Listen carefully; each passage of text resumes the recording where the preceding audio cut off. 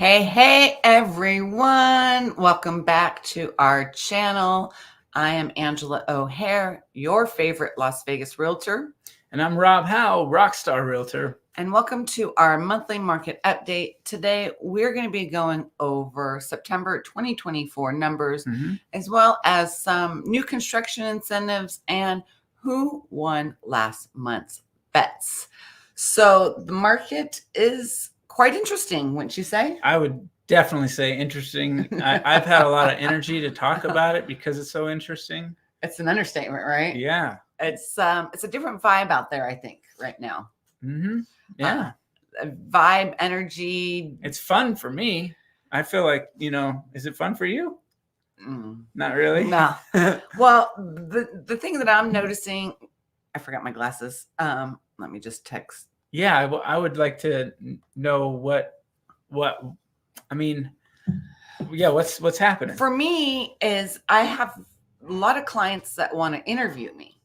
Oh. I've never had anyone ever interview me, and where they're interviewing multiple different agents. So it's kind of interesting that I have to, of course my knowledge explains it all, but it's kind of interesting that I have to be interviewed to help a client. Yeah, I can get that. I mean, especially after years of not doing it and successful, like being able to show, I know that you're very good at showing your work, so to speak. You've got your reviews and you're able to say, hey, what are you not seeing? But I think, ultimately people are taking this chance maybe to say, maybe they're saying that, well, I want to know that I fit with this person. If I'm going to ultimately have to pay them, which is smart. I get it. Like if you really feel like this is going to come out of your pocket now, which I'm not actually seeing a whole lot of that, thankfully. Not yet. Yeah. I can understand why people would say, you know what, let's make sure we get it right. We no longer are just wandering around with somebody and feeling them out and then deciding if we want to work with them. It's got to be right there on the spot. And it's true. I mean, like I have a couple of showings for a property that's not listed yet that I happen to have. It's a tennis court property, and I'm in the tennis community. Right. So these people, I put it out to them, and I'm like, hey, you guys, as soon as we before we do this, I have to have you sign this. Now it's a one-off property thing, so it's not that big of a deal. Right. But everybody's getting it and signing it, and yeah. But it's an interesting, we're in an interesting place with that. Yeah, I mean, like I said, as you said, my Zillow, my Google reviews. I mean, you watch me on YouTube all the time. It's just, I think there's so much competition out there now for agents that are on YouTube that I'm no longer the shining star. No, I'm just kidding. I don't know about that. It's sure there's competition, but you know what? I have to say that a lot of the dead weight in our business has just started to go away. And if it isn't already, it will. That's going to be, this separates the good agents from the ones that have been preying on low-hanging fruit for their entire career, or however long. Many of them haven't been in the business long. So yeah. So with that said, the market was definitely interesting last month, and there's some shifts going on, right? Yeah. So we want to go over in detail what is happening with the market and where we see it heading for the next couple months. There's a lot going on in the world right now, especially with the whole elections dooming, as well as people are anticipating interest rates to go down. And I think that's the biggest thing right now. People are on hold. They're waiting to see who wins the election and also to see where the interest rates go. Yeah, absolutely, 100%. We talked about it a little bit last time too, that we're seeing people on hold. I am personally, this is something where I got to say it's anecdotal to my own personal, what I'm seeing around me. I'm seeing what I think is a little bit of loosening on that, where people are like, you know what, I got to do what I got to do. And if they see the right opportunity, they're kind of getting involved. And I've also been seeing that, like, our inventory was really cooking up, right? I mean, we're going to talk about that, but I've been seeing that maybe we're hitting a point where we're seeing a little bit more activity from the buyers that are noticing this and wanting to get in. Right. Yeah, exactly. I mean, we didn't go up in inventory as much as we had anticipated per our bets last month. So that was kind of interesting. And again, let's just dive into the numbers. Let's get into it. Let's get into it. Definitely interesting. I find it fun because I like when there's some newness. Yeah. You know? So last month, and you know, oftentimes you also want to look at trends. Each month is different. And if you look year over year, you know, and like 3 years of history, very smart. It tends to, this is what September looks like in the last 5 years, right?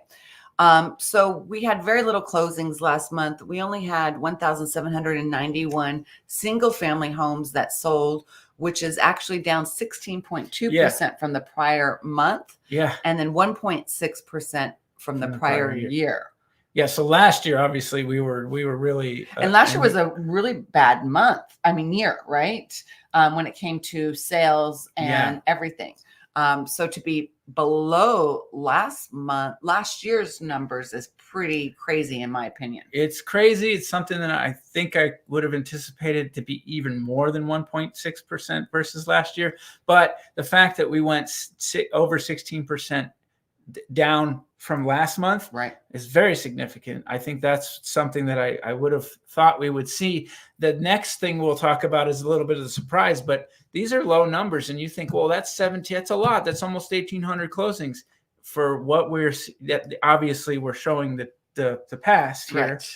That's not a lot. It's not a lot for single family homes. Now, we don't really talk much about condos and townhomes. We briefly go over in the median price, but this is just single family homes. And it does not include like new construction unless that new construction was on the MLS. Yeah. Okay. Yeah. So then another shocking number that happened last month was the median price, which it went from 476,875 to 479,900. So we had a $3,000 increase in median price. And the month before we had the decrease. So it pretty much caught back what we had lost, right? We thought we saw a trend, you know, which would be a multi-month decline of the median price, right? But to our surprise, this is where we will happily admit that we got it wrong. But I have a very, very good excuse. What's your excuse? Well, the excuse is fact, actually. It's not even, it's the numbers. It's what we always say. We look at the numbers. Right. Well, the first thing we talked about was how many closings. So we got low closings. So it's easier to affect that number by, having less, when you don't have as many numbers, it's easier to have the median price move around. Now, you would have thought maybe it would go down because it's easier. But what's actually happening is the good properties are selling. Yes. They're still selling. So in those lower numbers, what you're seeing is still that the good properties sell for a good price. If you're listed right, if you have a great property in a great area, it's selling. Right. The rest of them are not, and they're getting price decreases. So I still anticipate that we're going to see, not to jump too far ahead, but I think we'll talk about where the median is going. Yeah, because this is not sustainable. It needs to finally go down. If all the other figures are pointing to increased inventory, less sales, less people listing or more people listing, then that median price should ultimately go down. And I don't know when that will happen. Yeah. But we shall see. So that was, with that said, was a 0.6% increase from September and a 6.6% increase from September 2023. Yeah. So basically in September 2023, the median price was at 450,000. And this was interesting. September 2022, the median price was also at 450,000. And in September of 2021, the median price was 406,500. So from year over year, we had almost a 30,000 increase in median price. Yeah. So we've been hovering around that 30,000 every month increase, right? Relatively. Yeah. And we're only 2,100 off of the high. Yeah. So that's really what's surprising to me, is that we've really stuck around that, basically all-time high. All-time high, almost. Now, the condos and townhomes, though. Now, we don't always go into this, but this is significant. Yes. they went from last month I didn't write it down. But they went significantly high. They had a 2.6% increase. So they were up at 299,500. So they had like a 6,000 increase in median price. Yeah. And then they're 10.9% increase year over year in median price. And the all-time high for median price in condos and townhomes, I think was like 282 or something like that. I can't remember the number. Yeah, 282 sounds right. Yeah. Or no, maybe 92. It was 292. I think. So we're past the all-time high that we hit in August of 2022. So that's kind of interesting. Of course, when people can't afford to buy a single-family home, they're going to navigate or gravitate towards the condos and townhomes, right? For sure. And you can see that the inventory is lower on those. If we looked at that, if you go back to just real quick, if you pop that back up for me, I just wanted to point this out. We have down 15.2% from, this is where we're seeing inventory down, which is an interesting, that's a big change there. So that's the number of closings they had. So their availability is 17.31 and they have 3.6 months of inventory. So they're creeping up. Look how much of an increase they had. My bad. So it's kind of interesting that they had an increase in inventory, less sales, and look how much they've increased in months of supply. 3.6. Yeah. Okay. So I completely take back what I was trying to say because I read that completely wrong. Right. But either way, that is, again, let's go back to where I'll get on track here, which is that's not sustainable. When you see this, that's like the one gaping last breath of like, the last hurrah. Will we go over 300 on condos median? You never know. I mean, it's only $500 off. I don't think it'll happen this year. Well, in September 2023, they're at 270. And then the same thing, September 2022, they were at 270,000. So that's interesting. Yeah. And then September 2021, the median price was 230,000. Yeah. Well, you wish you bought that in 21, huh? Yeah. Don't we all?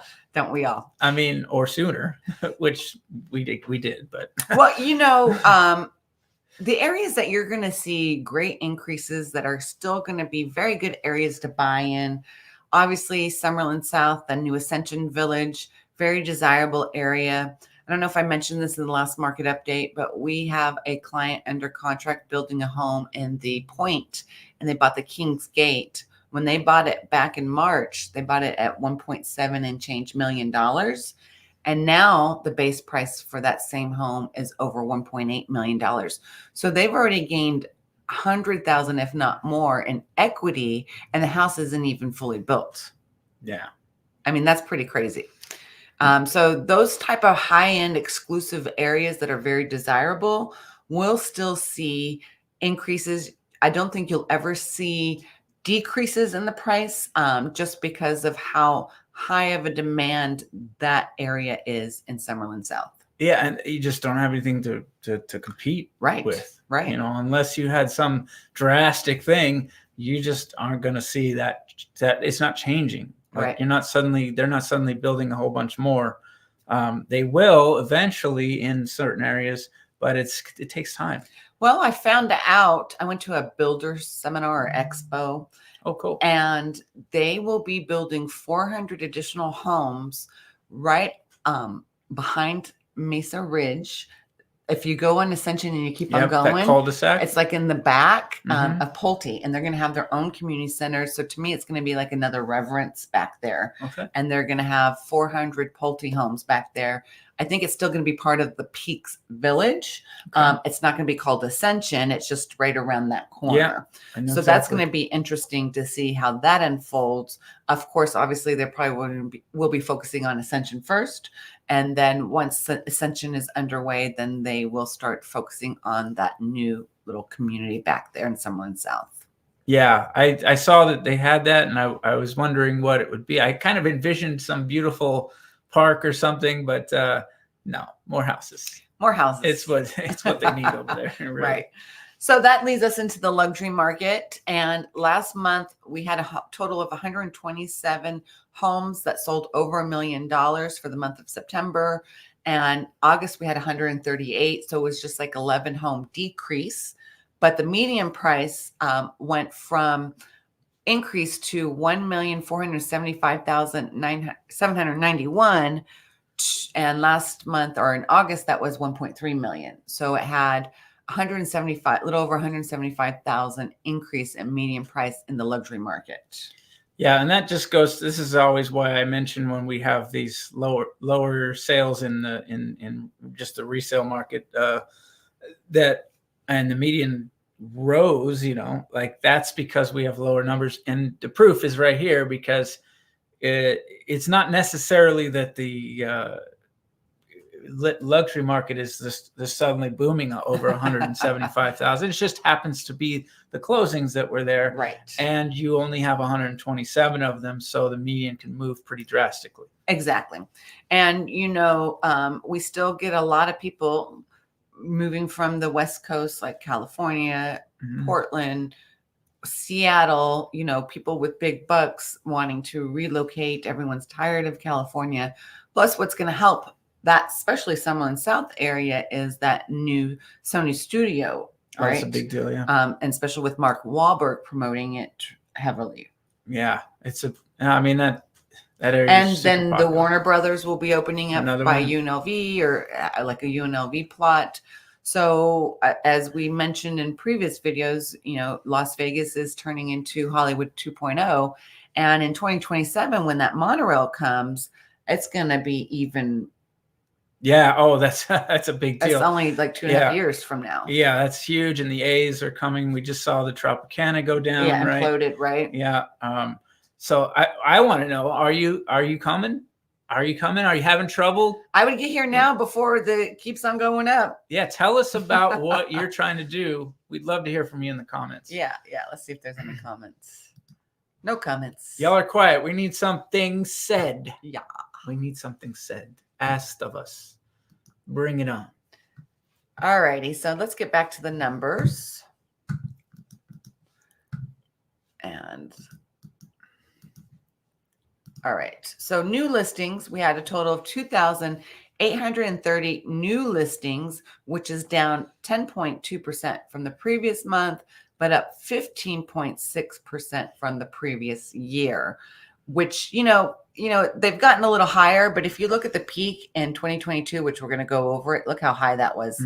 All right. So then that brings us to the number of listings sold without offers, and that's 5,458, which is up only 3.6% from the prior month, but up 34.2% from the prior year. But again, if you look at the peak of 2022, it's nowhere near the peak of 2022. So with that said, I wrote what, let me get to where it was at. Here we go.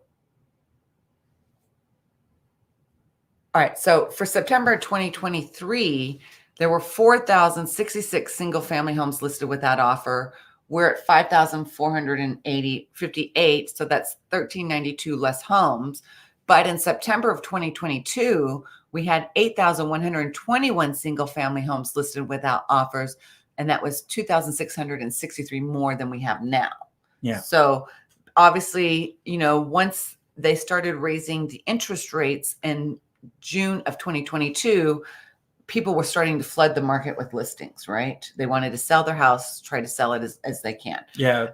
And we had a lot of listings during that time frame. So what I'm saying is that we're nowhere near 2022 listings, but we're also a lot more than 2023. Yeah, and the big difference I think in that time was that there was a lot of moving around all over the country. People were, trying to get settled in and move around. And I think that the rates going up certainly promoted that. Hey, let's take care of this before it gets more expensive. So that was a smart move on a lot of people to do that. Now we're seeing, I think the trend that we're seeing now is a little different. So, it's that's what we're here to continue to explain. Yeah, but if you look at the graphs for the time of year, it always starts peaking towards the after summer, in my opinion. And then once Christmas hits and the new year begins, it starts going lower, and into the spring it lower, and then we go back up. Oh, for sure. For sure. So you always look at the trends. I mean, this chart is very trendy. I'm only talking about because you went to 22 to talk about that those listings were so much higher, and why we're seeing the listings go higher now is just different than before. There's two different reasons why it's happening right now. Yes, exactly. But the trend is that is something that happens this time of year regardless. Even last year it happened. It just happened less slight. You can see it, but it just wasn't as big. Right. And then again, I want to go back to it because that was kind of interesting because, I started real estate in 2016. And then if you look at the peaks, right, I remember having a lot more inventory during that time frame, but we were still increasing in median price. So what that said to me is like we're becoming back to normal. You would like to think that that's what we're seeing. I think that's true. We're still very low on the numbers overall as far as buyers and closings, but where our inventory needs to get to start to see what would be an effect on the median, a past market, which we'd call normal. Right. An effect on the median. We want to see the inventory get a little higher. And what's good is it's going up, but it's not like you're not looking at hundreds every week coming on. No, not like 2022 when it was just like, whoa, 8,000 homes on the market without, that's a lot. That was concerning at that time. I remember that. This is not so much. This is like, hey, I just think it's an opportunity. I think some buyers might be thinking, well, hey, I'm going to get a whole bunch more inventory. It'll just keep going up. And well, what about what's going to happen around the corner with more rate decreases? And then you have our springtime usual busy activity, speaking of trends. Right. So I'm starting to think, and it's not even starting, I've been thinking that, here's your chance if you're a buyer. Right. And then as you get into spring, it gets a little bit more competition around you and potentially. And especially, it also all depends on who gets elected president, in my opinion. And also where the feds are going to go with these interest rates. Is it going to be sustainable to keep them in the 6s and 7s, or are they going to finally start lowering them to make it more affordable for Americans? Because Nevada has a huge housing shortage crisis when it comes to affordability. Yeah. And it's very unaffordable for an average working class person, unfortunately. Yeah. I just see Vegas, as I've said in numerous other market updates, that we are becoming another California where our prices are redonkulous. Yeah, they're certainly up from the past. Yeah. I mean, some places in California are lower now than where we are, right? Mm-hmm. And what caused all of that was, of course, supply and demand. We had lots of demand and little supply. So I don't know if we'll ever get back down to where we were in years past, but it would be nice to see some stabilization where we're not seeing huge increase after increase after increase in median price. Yeah. Well, I don't know that it matters who. One thing I would just take out, you mentioned a few things, and I'm going to pull out the election part of it. Right. Just because that one keys into me a little bit, and I think that it's not going to matter who gets elected as far as the immediate market trends. Really? No, because I think here's what I think. I think that there'll be those people that are happy, and then there'll be those people that are not happy, and that's regardless of which side. And we're not talking about some big landslide, I don't think. At least that's what the news is. So I think there'll be happy feelings regardless on one side or the other. Those people will make their moves regardless. And I think just getting beyond the election will suddenly free people up mentally to do things. Right. Because I mean, a lot of my clients are on hold right now. And the number one thing they're telling me is they're waiting to see after the election and who wins president. I would like to know what they think. Is it a varying opinion of who they think is going to help or hurt? Your neighborhood seems to have a whole bunch going. It seems like I have a handful of clients that can go either way. Okay. But for those that are on the mostly fence are on hold or waiting for Trump to get elected. I see. And as it says in my neighborhood. Well, I mean, but actually, it's a good mix in my neighborhood. I would say your neighbors they're putting up good fights out there. Well, I think there's half and half signs for Kamala. The funny thing is, I was telling Damien, I will never, ever advertise, and I'll never tell you who I would ever vote for or who I'm for, because of how much animosity everyone has for each of the sides. It's not worth it. Right? It's not worth it. Why lose clients, friends, family over any of that well, stuff? And plus, I'm a libertarian. I'm not really a Dem or a Republican, so I could care less about those two. You get to upset everybody. Yeah. That's what I always say. I'm an independent, and I get to upset everybody if I say the wrong thing. Whoops. Right. So anyway, enough about that. Let's get back into the numbers. I did find something in the RJ that was interesting. And they said that Las Vegas housing market leads the entire country in one key metric, which is new home listings. Not new construction listings, but the number of new home being listed. And it says a new report from Redfin found that year over year, up through the end of August, new listings rose most in the Las Vegas metro area at 12.8%, beating out San Diego at 11.7% and Sacramento at 9.5%. And new listings fell the most in Atlanta at 19.4%. So that was a kind of interesting numbers. Yeah, I can't say that I'm surprised. I have been saying that I thought this was going to happen. I mean, to be number one is a little bit like, whoa, because I know San Diego's been going through some stuff. And as a matter of fact, some people are like, hey, maybe now it's time to go and buy something in San Diego. When you look at it, I don't see crazy disturbing numbers. I just see opportunity.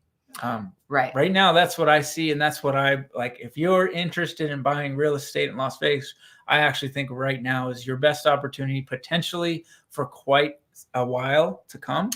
Yeah. And, we're going to get into the next metric of numbers and then kind of explain why we feel it, in my opinion, it's a buyer's market right now in Las Vegas. That's my opinion. Yeah. So we are at now 3 months of inventory. Yeah. I do believe last month we were at 2.8 or 2 point. What were we at? Let me see if I wrote it down.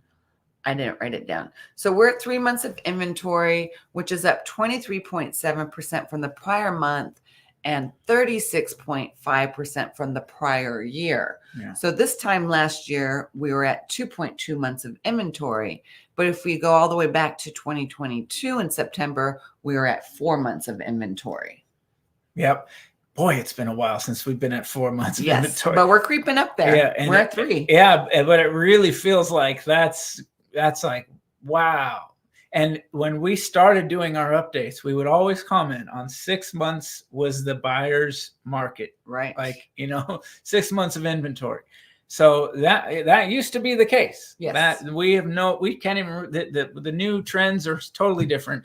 And now we're talking about that you're looking at a buyer's market at 3 months of inventory. Yeah. And the reason I think it's a buyer's market is, one, let's go over this metric, that 61.5% of the closings was on the market 30 days or less. 66.8 of that was the prior month, and last year was 68.0. So what that means is homes are staying on the market much longer. They're staying way over 30 days. And also you get a lot of, like we said in last month's market update, there's a lot of crappy inventory out there. Sellers are overpricing their homes way exuberantly. They think that they can get 2021, high prices when that's not the case. Highest price. Yeah. It's not always happening. It's not happening. So, basically when a home's been on the market for over 30 days, or even when it hits that 3-week mark, that's when, as a buyer's agent, when I come in and I'm like, you know what? We can get you a good deal here, right? And do some arm wrestling. Now, if you're a buyer and the house has only been on the market for 3 days a week, don't expect to offer $100,000 below asking and think that the sellers are going to fold, right? Yeah. Let that home sit on the market and stew a little. then, if it's still on the market, then pounce on it. But if there was a good listing agent and they had it priced accordingly, that home should sell within 2 weeks, right? Yeah, you're still seeing that for sure. It's a little, it's a little dicey out there, and that's where you got to be smart as a seller right now. And like, for example, I have a listing right now. We're going to get this sold, but the one across the street closed in August or was it actually in September? It was September before we listed, just before we listed, and we listed 10K below same model. Right. I'm still in the market at the 2.5 week mark right now. And we're now at 2 weeks. I always recommend, hey, maybe we do a little small movement, right? Try to get some more activity. But yeah, for whatever reason, which is, I think there's just not as many buyers out there. We're going to end up not being able to go over that last listings. They're going to be the high, right? At least right now. And so, this is where it's a little bit dicey. Like, you got to be careful, and you got to make sure that you're getting your property in the right zone as soon as possible right now, because otherwise, well, I think you can be fine if you can wait till spring. Maybe we'll see a better market then. Well, I think, I say this all the time. Sellers have this misbelief that if you overprice, the buyers are going to come in anyway and ask at a lower price. So that's why they think that they should always list it over, because they're going to get a lower price asking anyway. But that's a very bad misconception or a misbelief, because we always say that, and you can watch all these real estate shows, and they always tell you this: you price it at or below market value, and hopefully, if it's a nice house in a great location, it's going to be flying like this. Yeah, I totally agree. It's worked over and over and over again. And I mean, at least don't be way out of the range. Right. When we're showing you that these are the sales, and, it's pretty clear that, you got to be in this zone, and you're saying, well, that's great, but I want to be over here, way up here. And that's why you're seeing, I just looked up the numbers today before I came. We had 115 price increases. 115 price. Yes, sellers still increased their price in these, but that's really, really low, actually, because we have almost 1,000, like 987 decreases. So the decreases, that's high. We're reaching 1,000 properties on the market decreasing their prices. Right. And usually I see it like in the past months when it was stronger, let's say less inventory, you would say maybe 400 increases and 500 decreases. Wow. It was more balanced. It was way more balanced. Right. And there are reasons to increase your price. There's actually strategies that you can use to increase your price. But I've never done it. Well, for example, if you get multiple offers on a property, and maybe this isn't happening that much right now, but if you get multiple offers on your property, say you list it well below, right, and now you've got an offer that's above your price, and it's your high offer. Now you just go reprice your property. You can do it. You can reprice your property. But you also still have to get broker permission and seller's permission to do that. Any changes that you do on the MLS. This is a strategy you work with your seller, and you say, hey, listen, we're going to list here. If we get an offer here for a couple of days before we accept that offer, we're going to put the price at where we're at and see if we can't beat it. And if we can get it, still people working. Yeah, I don't like that strategy. I mean, that just seems very shady to me. Well, it's one way. It's one reason. The other reason is I think sometimes sellers like to play with their numbers. I've had sellers do this with me. They'll lower and then they'll raise. They'll lower and then they'll raise. And so you do see people like, look, you got thousands of people on the market, and 115 of them thought they could do a price increase. Right. Right. But and then, you'll see some, so that it'll shake it. They'll decrease it by $1. And then every week they'll decrease it $1. So it gets pushed up in the listings, which is so stupid. It's not stupid. It's a strategy. Maybe $1 is stupid. Yeah. I mean, $1 is stupid. Yeah. $1 is kind of like silly, but right. I understand. Absolutely. What I just did with my client was we dropped it by 1,000. Right. I mean, to bring it back up. If it's only like $1, then I think that's silly. But if $1,000, 5,000, that's a different story. I mean, I'd like him to move it a little bit more, but we're starting there. And then sometimes people think that if they take it off the market and relist it, that it's going to look brand new. but the history's still there, folks. I mean, you can still Zillow see. doesn't change its history often. The MLS still shows it too. I can look in. The MLS will restart sometimes, but the Zillows are, and a lot of people are looking at Zillow, not MLS. The serious buyers are looking at MLS, but there's an ease of use that Zillow has, which people. I still use Zillow. I mean, I like Zillow. Just, it's kind of like a guidance. Not that I believe what Zillow has to say, especially their estimate, but sometimes it's just like a guidance for me. Well, they did something smart. But I've always said this since I got into the business. It was like, back when MLS, the realtors actually owned Realtor.com. Right. And Realtor.com was this clunky thing. And then Zillow came along and said, we can do better than any of this. And just all they were doing is taking third party, the same information and just making it user friendly. Right. Adding the Zestimate. Mobile friendly. Yeah. Adding the Zestimate, mobile friendly, adding the Zestimate, and you can do your favorites. And then, so all that stuff, these other sites that are the, predecessors and the ones feeding Zillow had to, figure out how to get better. Yeah, they were very smart with that. And I mean, any other apps, I don't go into Realtor.com. I don't go to Trulia. I don't go to any of those. The only one app I ever go to is Zillow. It's kind of funny because they're almost all owned by Zillow anyway. It's very user friendly, in my opinion. Yeah. And to search for a house, to do whatever, it's just very user friendly. Yeah. And I mean, I don't necessarily want to talk great about tech real estate companies right now, because I think they're the leading cause of why we've had this buyer's brokerage agreement, which has been like, oh, really? This is the, worries that we have in our world right now is this. Come on. But I'm for entrepreneurial. I'm for people who are innovative. Sure. Kudos to them for being innovative and thinking outside the box, because we weren't providing that. Agreed. Totally. Where I have a problem with it is where we have, lobbying, and we have people who can get into our, political system and get, use their money and their weight to create, things that I don't think should be happening. And I don't want to get too deep in that, but that's, So that was it for the numbers, actually. Whipped through them. Let's answer Miss Alice's question. When are the new builds going to happen in Summerlin West? Miss Alice, you need to be following my channel. I've been talking about it. No, I'm just kidding.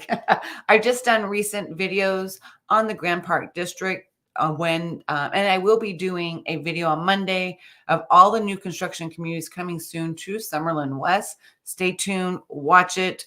But there's a lot going to be happening in the next couple of months, where in Grand Park District, you're going to have Alton, and they're going to have two, which is by KB Homes. They're going to have the reserves and the landings.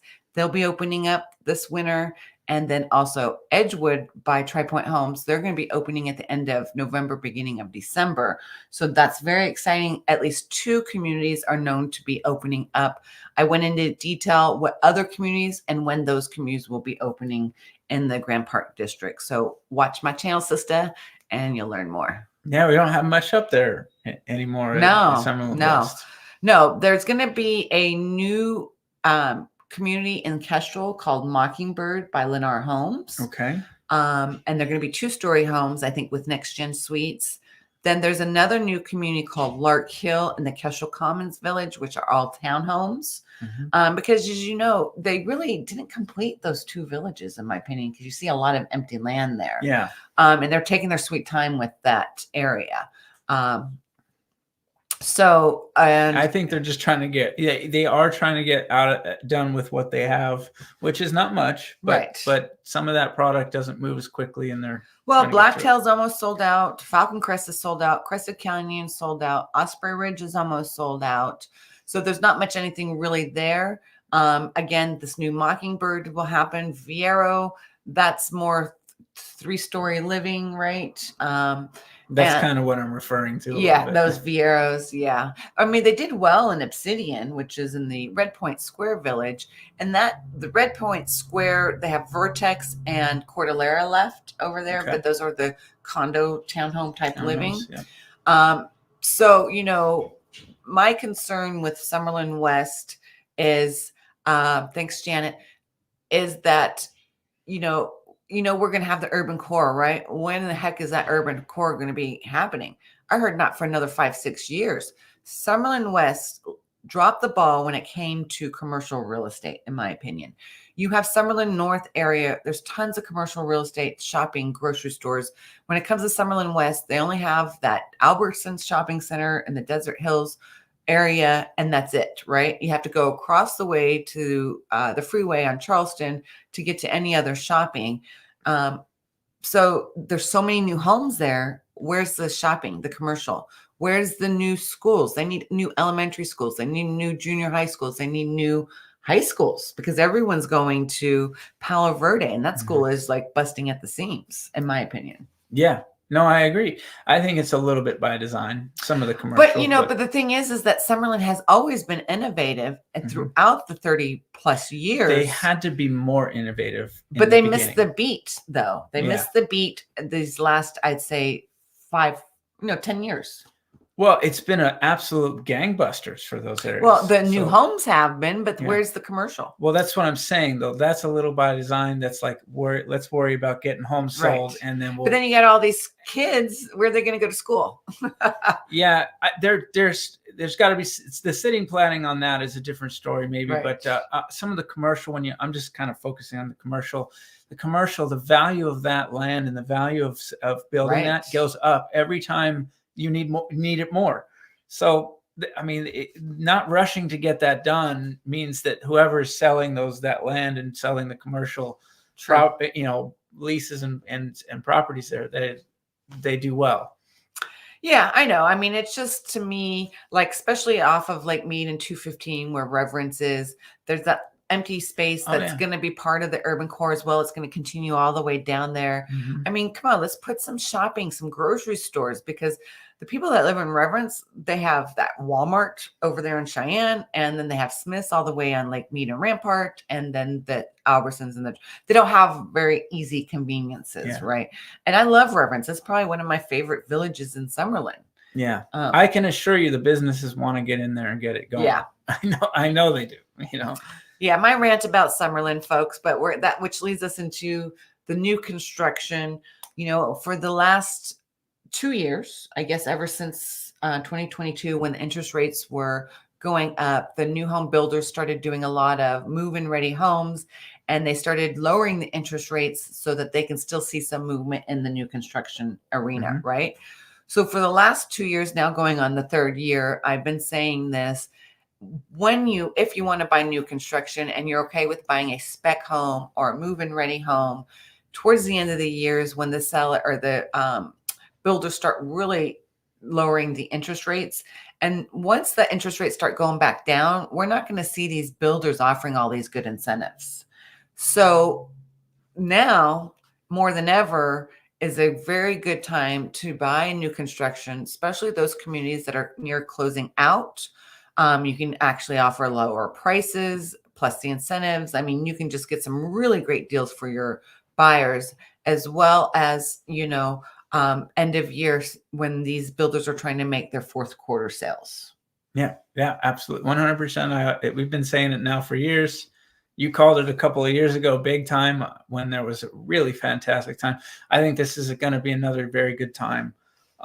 That's what I'm seeing. The builders are going to have to a little bit okay, let's think back on 2022 because we did this earlier, right? What was happening then? Remember? Inventory was up, and that was the year that you were saying, hey, check out new homes.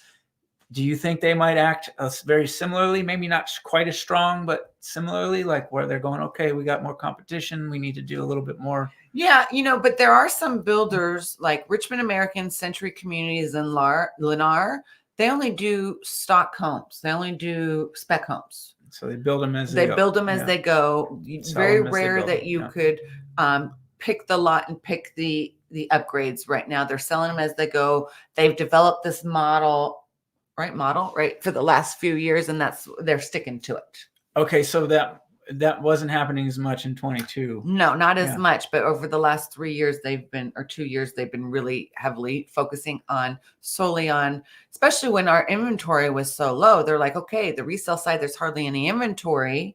Now And we want to be able to sell, because when buyers, sometimes they're just ready to go. They don't want to have to wait 8-10 months for it to be built. They're ready to buy now. Yeah, absolutely.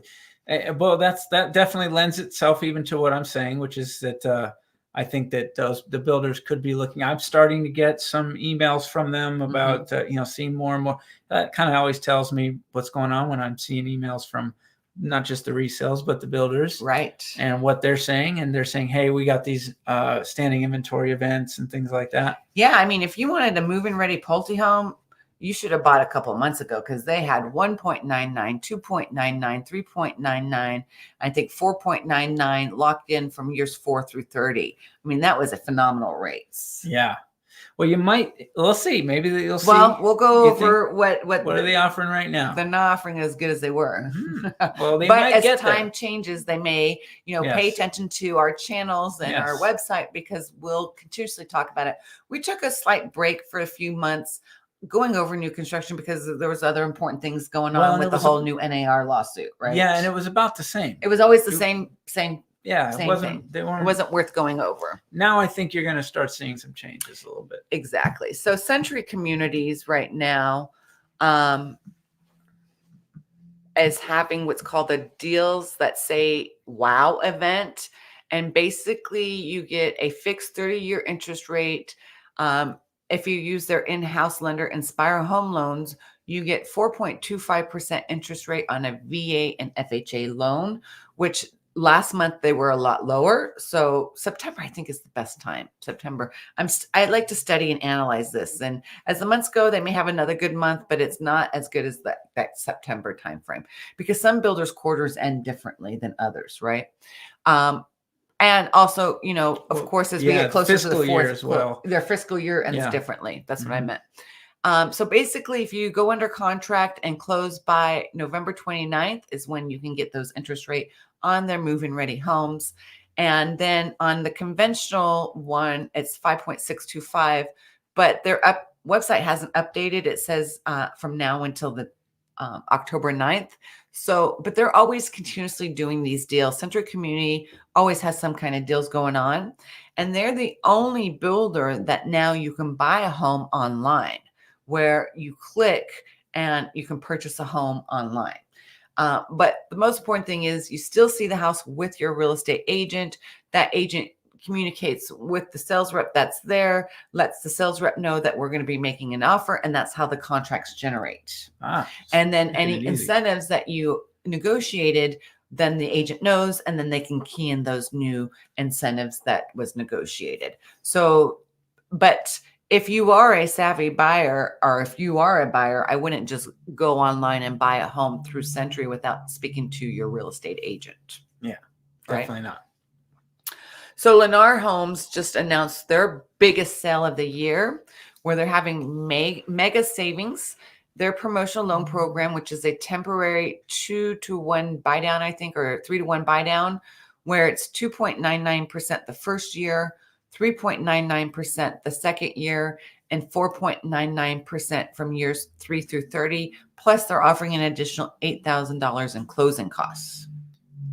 This is where are they doing this? Is this? It's a whole big event. I don't think it's any specific Lennar Communities. I think it's all Lennar Communities. Wow. Okay. And it's on all their move-in ready homes. And you must go under contract from now until October 13th and close by November 20th. So this isn't going to last long. You got till what, Sunday? You got 3 more days left, right? So I think that the move-in ready part is because certain communities aren't going to have any. They're really popular. Well, again, Lennar only does move-in ready homes.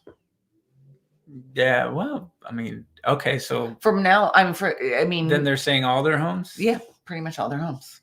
Well, that move-in ready part kind of, I mean, I know that's what they call it, like what they sell is that, right. Because if you look at any Lennar website, all of them have they'll show the map of available and things that are under construction. Those ones, I think you still can qualify. But from what I've noticed in the last few years, unless it's certain communities, you're not able to really pick your lot with Lennar and do the upgrades. Very seldom, right? Very little. So that's why they call them move-in ready, because they've already pre-selected all the upgrades for you.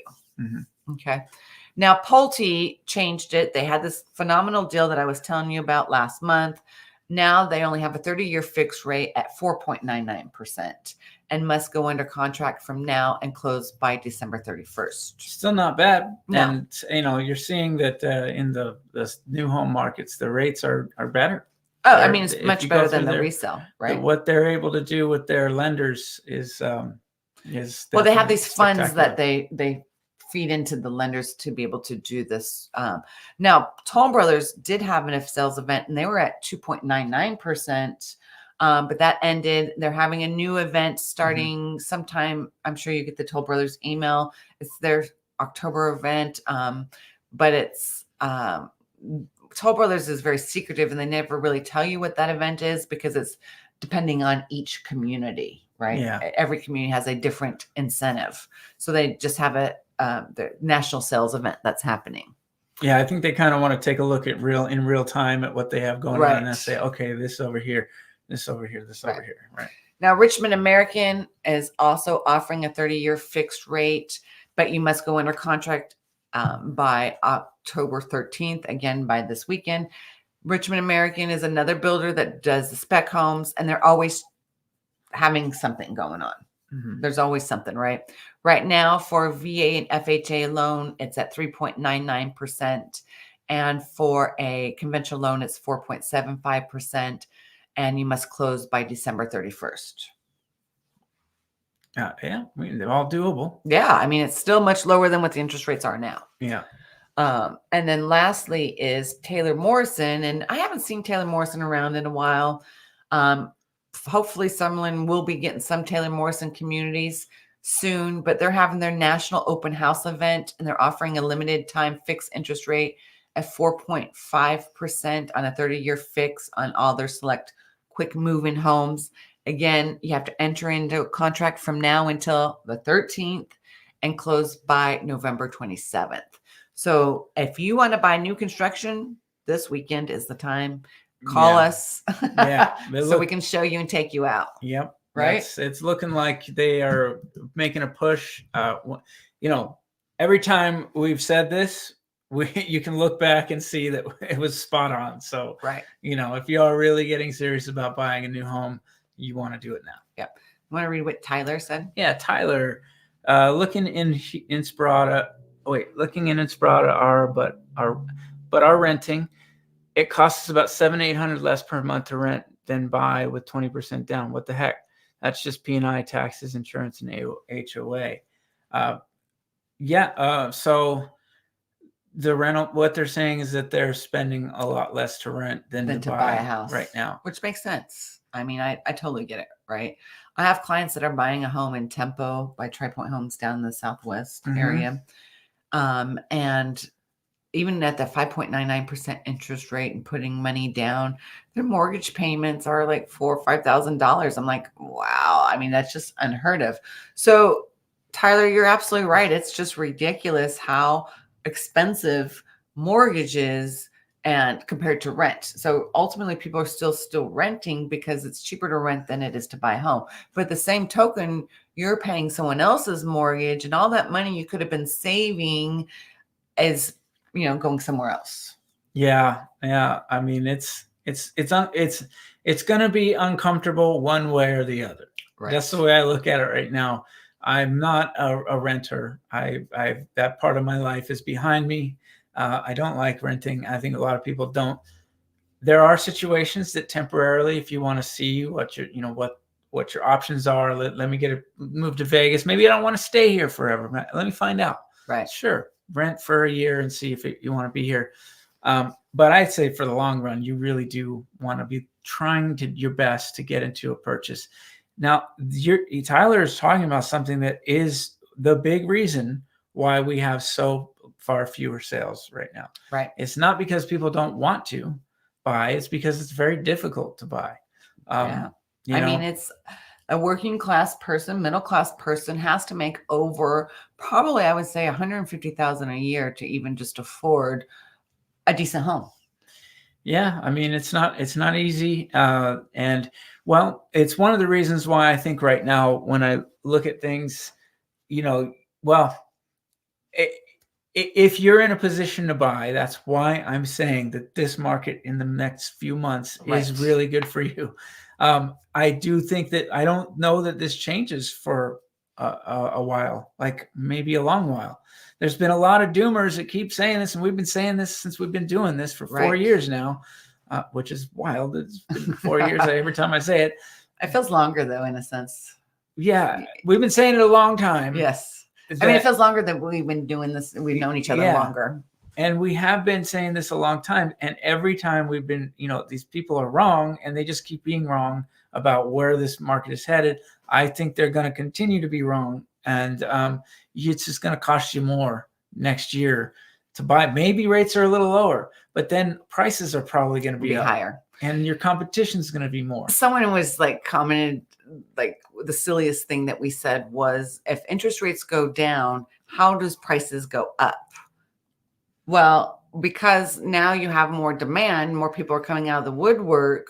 So what means is that now they can afford a little more house, right? Yeah. And that's where we start seeing multiple offers again. I mean, that's how it had been. And maybe it evens out a little bit if you can get the rate down enough. If the rates come down enough, but man, there will be a log jam to buy if they come down too quickly. So right, especially on the resale side, if you are thinking about buying resale, even though the interest rates are a little higher, the best thing to do, especially on those homes that we're saying that have been on the market for over 30 days, and you really like the house and you can buy it, guess what you're going to be doing? Asking the seller to pay your closing costs and using that money to buy down your rates. You can virtually do what the new home builders are doing, are advertising right up front, because on the back end, that's what they're doing. When you said they have credit behind that they're using to out of that purchase to pay down that rate, that's what you can do just purchasing a resale. Not every seller is going to be into that, but again, this is the time. And if this market gets busier where you're seeing more competition, sellers are going to pull away from that. They're not going to be as willing to do that. So, I feel for Tyler and many, many other people that are having a hard time and seeing that it's easier to rent by $700 or $800 a month. That's a lot of money. But for those that, again, neither situation is terribly comfortable for me. So if you're looking to buy, I just think your time is now. Right. Yeah. Yeah. So Steve, hi, Steve. And I'll be calling you around 2. He says, investing in the move-in ready homes, what are the average yields you get in Kestrel homes that are 3-bedroom? The average yield? Yeah, I'm not sure I get. Yield over year over year. I mean, what are you trying to ask? Yield. Kestrel homes, move-in ready, you're only going to very find few and far between, just because that community right now is almost sold out. You have Osprey Ridge that has a few move-in ready homes, which are 2-story homes, bigger homes. And then you have Blacktail, which are 3-story or 4-story, 3-story homes that are a little different, right? They're a little more than 3-4 bedrooms. It's a little different type of home style. Yeah. In the Kestrel area. For me, if I'm going to focus on just the word investing. If you're investing, if you're saying I'm buying to live in Summerlin, yes, you're investing in Summerlin. Okay. Right. So whatever product you buy, whatever type of house you buy, you're buying in an area that has done very well and done the best in all of the Vegas Valley since its inception, really. Right. So that's what you're investing in. Now, if you're talking about investing to rent it out, that there's a lot of stuff happening there that we'd have to get into. And whether or not you can cover your nut or not, that may not matter to some, because you're investing in Summerlin and you're getting a piece of the pie in that area. Even if you get a good deal on the interest rate, right, and you do it and you make it into your rental, I don't know if you'll be able to coop the rent for the amount your mortgage payment is. Yeah, Does that make sense? Yeah, oh yeah, it does make sense. You might have to put more money down in order to do that. Right. But you're investing in that area. Right. For future growth. Yes, absolutely. And one of the things I'm going to key into is that when I say this, why that actually might make sense to people is because there's so much growth yet still to happen. And when you talk about the commercial being underdeveloped, you can imagine that 5-6 years from now, that all gets going, boom. And now you've bought here and now everything is here. And Summerlin only has 10, 20 years left. Once they're at the Red Rock, that's it, folks. That's no more Summerlin, right? Yeah. So once Summerlin gets built out and out, your value of your home is going to keep on going up. Yeah. Prime example, we talked about even like Stonebridge Village, people who bought back in 2020 or before then. Like there's a Scott's Pine by Richman American Homes, single story homes. They're selling $3 million when those homes were $800,000 back then. Yeah. So that's the investment. You're investing in the future for the growth that it is, because once it's done, it's done. Yeah. That product is a completely different product. It's the same, but it's completely different. Right. You know, it's the same because it was not even considered a luxury property back then. If it wasn't over $1 million, that's kind of where we call luxury. Right. It was 800,000. Right. Like Mesa Ridge, 800,000. Right. Wasn't even luxury. So yeah, so that just tells you how times have changed, right? We thought 800,000 was a lot of friggin' money, but now those houses in Mesa Ridge are $2-3 million, right? Yeah. Those $800,000 did not satisfy the luxury buyer, right? Even though now they fully do, and are completely luxury homes. Yes, yes, that's kind of weird. All right, this is an interesting question. Are there some builders not willing to pay the buyer's broker's commission, meaning the buyer must pay? I haven't run into any. I haven't either. I mean, maybe Lennar, but I don't know. I don't know that they're so busy right now that they're not willing to pay your broker. And if they are, then they're foolish. That's all I'm going to say about that. She must be an agent or something, but I haven't seen it. I've sold a handful of Pulte. Not in this market. What does that mean, Rob? What do you mean by that? Yeah, not in this market. What? Builders are begging. No, not in this market. They're not begging, really. But Pulte still is paying commission. Toll Brothers is still not paying as well. You know, some of them are paying as what they used to. Some are sticking to what they used to. So, some are paying you more if they really want to get paying us more. So, especially in a closeout community.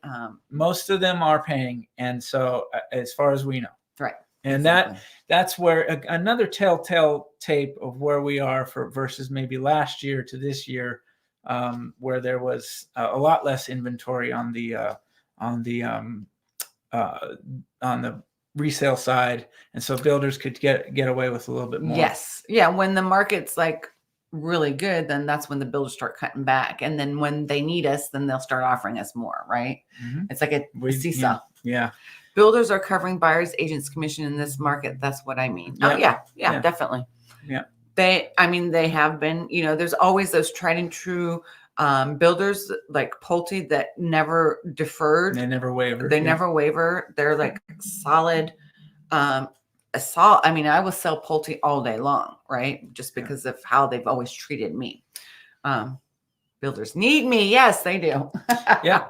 And I believe that's going to be even more as time goes on. Right. I think that we were in a very, what I think is going to be a very rare time the last few years.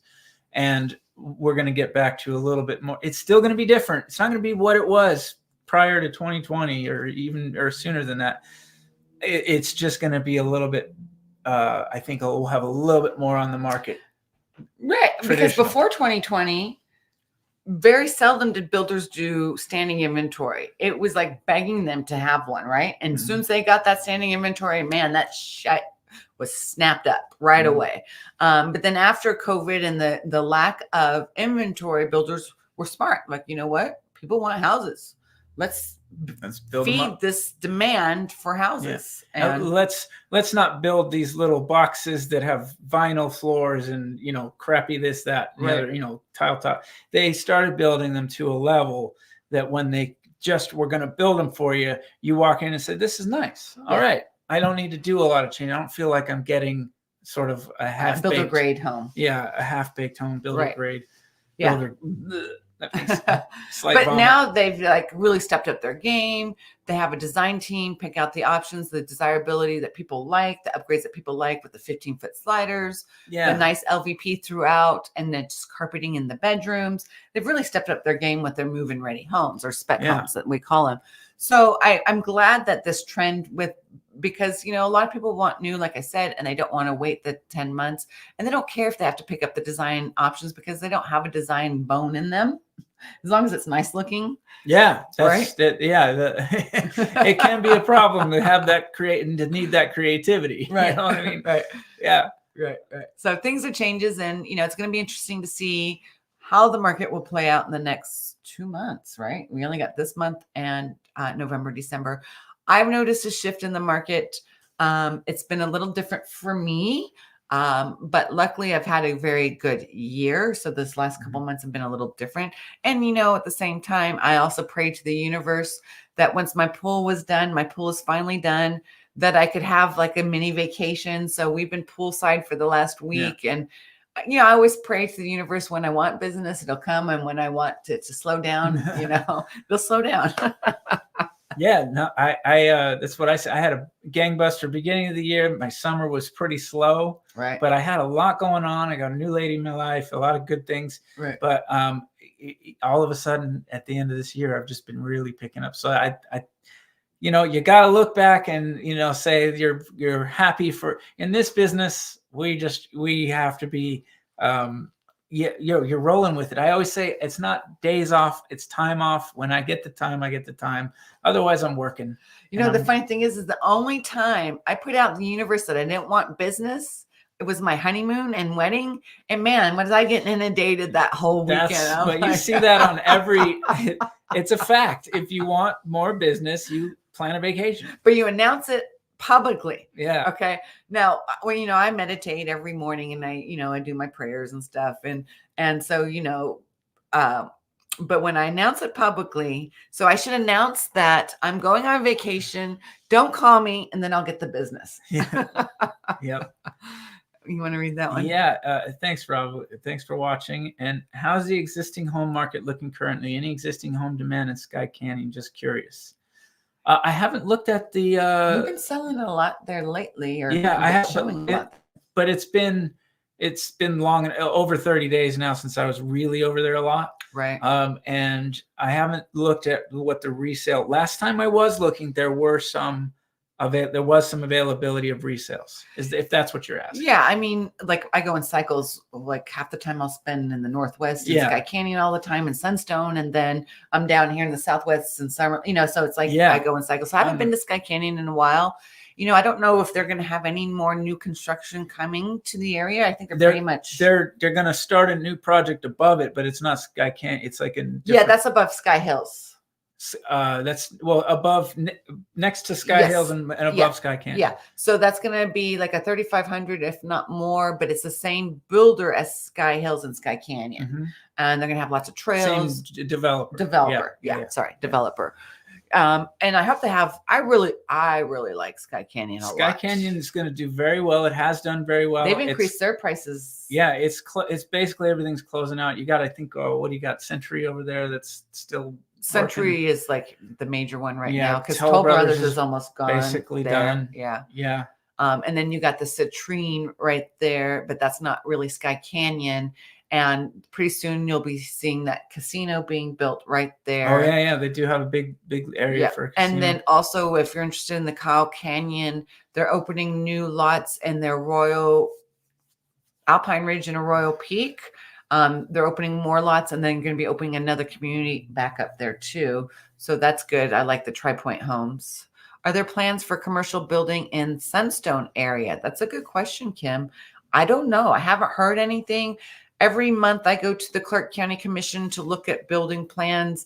I know across the way on the other side of Kyle Canyon, I do believe right across from Talus and Kyle Point, there's going to be a big shopping center there, because that's where the casino is going to be further down that way.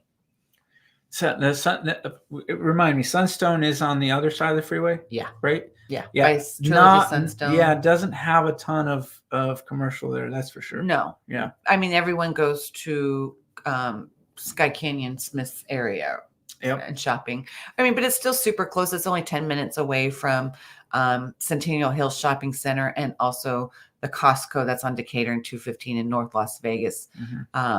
So yeah, I mean, the one thing about those areas right now, and some of this is permanent, but some of it won't be, is that you do have longer drive times. You're a little further out, okay? Right. But it's all minor. freeway. It's minor, yeah. It's pretty minor, and those commercial things that you're missing right now, it's eventual that they'll get built there.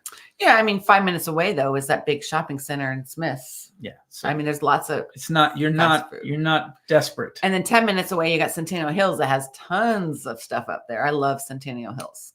Yeah, so you go that way, or you could go further back in south and hit like Summerlin's 15 minutes away, I do believe. Yeah, downtown Summerlin. Yeah, so it's still pretty relatively close. I mean, the airport and everything's still about 30 minutes, and depending on where you are in Summerlin, it takes the same amount of time to get to the airport just because of how it's laid out, right? Where I'm at, like I don't have a freeway right away. Right. Even though I'm in an older area that's right there in Summerlin, it takes me a minute to get to the freeway, and then boom. Wouldn't it be easier to go to Summerlin Parkway? No, because going on the 15 is just no, but Summerlin Parkway to the 215.